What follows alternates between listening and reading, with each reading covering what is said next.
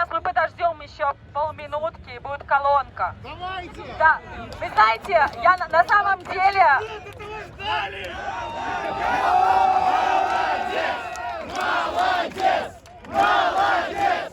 Молодец! Молодец! Я вас обожаю!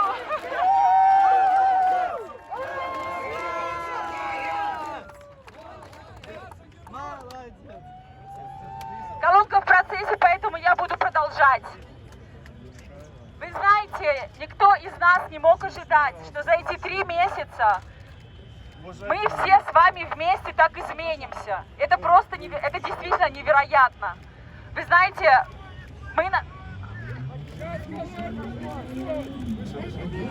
мы впервые себя чувствуем свободными.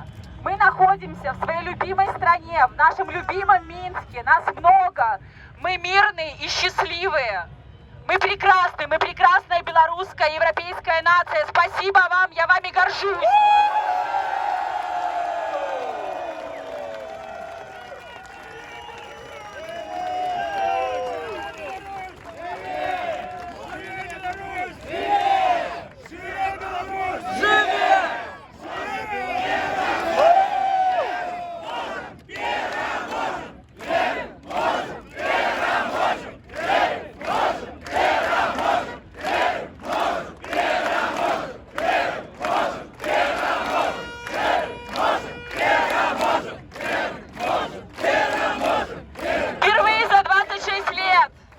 Впервые за 26 лет я, вы, мы все вместе, вся Беларусь, мы точно знаем, что я могу все изменить. Это невозможно.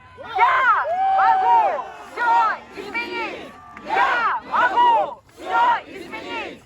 Я могу все изменить. Я могу все изменить! Я могу все изменить! Я могу все изменить! Я могу все изменить! Большое вам спасибо. Скажите, пожалуйста, вы сами ожидали, что нас так много?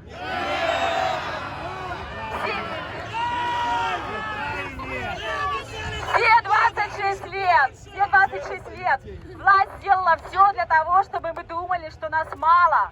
А сейчас мы точно знаем, нас много. Мы большинство.